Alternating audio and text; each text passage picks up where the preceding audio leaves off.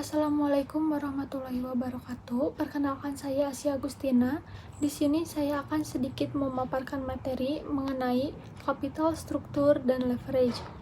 Capital struktur atau struktur modal adalah perbandingan antara utang dan ekuitas yang digunakan perusahaan untuk membiayai aktivitas operasional dan investasi jangka panjang. Struktur modal menentukan bagaimana perusahaan memperoleh dana untuk pertumbuhan dan menjaga stabilitas keuangan. Di sini ada beberapa pengertian menurut ahli. Yang pertama, IM Pandey, yaitu campuran sumber dana jangka panjang seperti surat utang, saham preferen, dan saham biasa.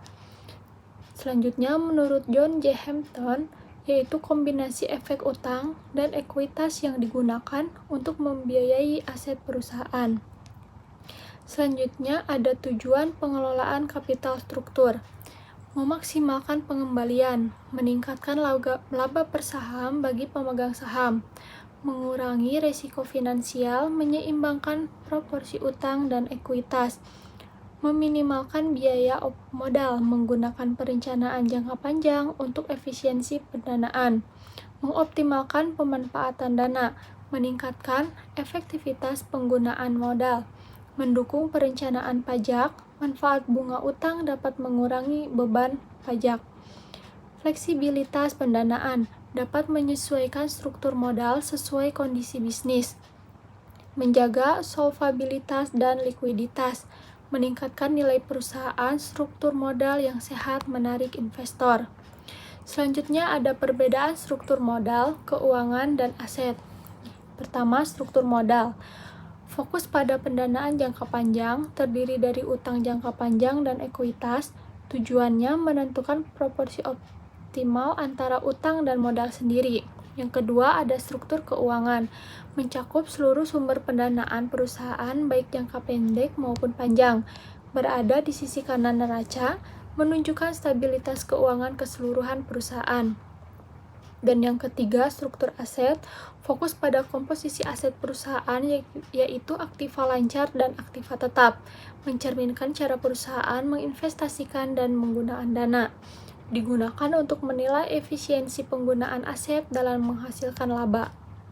Selanjutnya ada faktor yang mempengaruhi kapital struktur. Struktur aktiva, perusahaan dengan aset tetap besar, lebih mengandalkan modal sendiri. Aset lancar besar cenderung menggunakan utang. Selanjutnya, growth opportunity. Peluang investasi yang tinggi mendorong kebutuhan dana eksternal. Ukuran perusahaan. Perusahaan besar lebih mudah mendapat pinjaman dan menghadapi krisis. Profitabilitas. Perusahaan dengan laba tinggi cenderung memakai dana internal. Selanjutnya, risiko bisnis. Risiko tinggi itu kesulitan memperoleh pendanaan eksternal.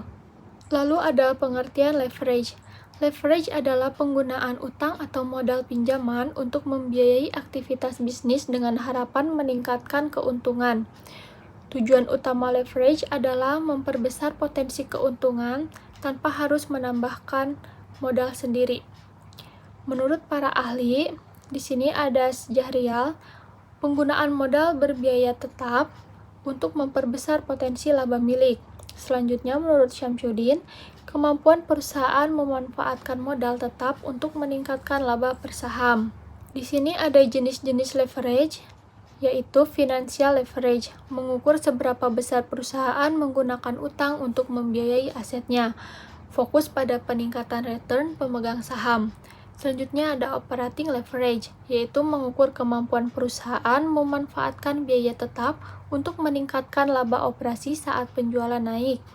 Selanjutnya ada combined leverage, yaitu kombinasi leverage keuangan dan operasi untuk mengukur total risiko dan potensi keuangan. Selanjutnya ada rasio leverage. Yang pertama, debt to asset ratio atau DAR, mengukur seberapa besar aset perusahaan dibiayai oleh utang. Rumus DAR yaitu total utang ditambah total aset. Selanjutnya, debt to equity ratio atau DER, perbandingan antara total utang dan modal sendiri. Rumus DER yaitu total utang dibagi ekuitas.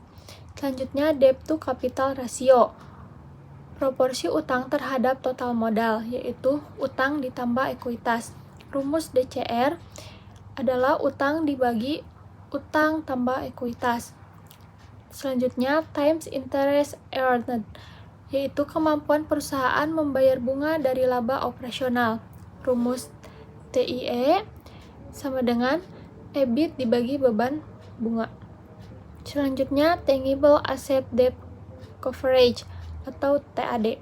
Kemampuan aset nyata menutupi utang jangka panjang. Rumus TAD yaitu aset dikurangi intangible dikurangi utang lancar dibagi utang jangka panjang.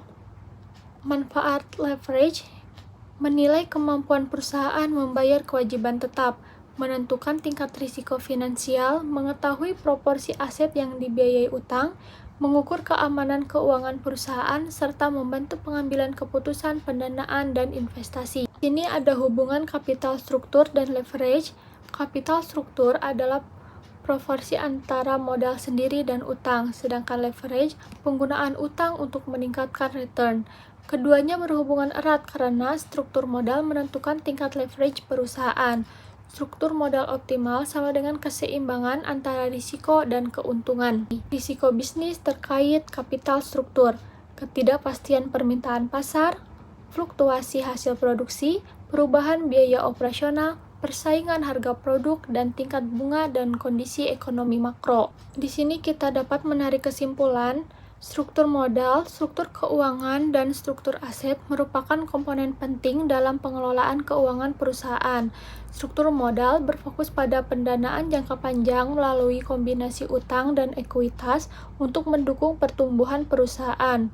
Struktur keuangan mencerminkan keseluruhan sumber dana baik jangka pendek maupun jangka panjang, yang menunjukkan stabilitas dan kemampuan perusahaan memenuhi kewajibannya. Sementara itu, struktur aset menggambarkan bagaimana dana digunakan dalam bentuk aset lancar dan tetap untuk menghasilkan keuntungan.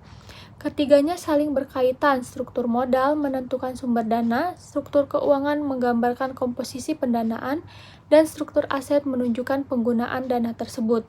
Perusahaan yang mampu menyeimbangkan ketiganya akan memiliki kondisi keuangan yang sehat, efisien, dan berdaya saing tinggi. Ini cukup sekian yang dapat saya sampaikan. Mohon maaf bila ada kekurangan. Wassalamualaikum warahmatullahi wabarakatuh.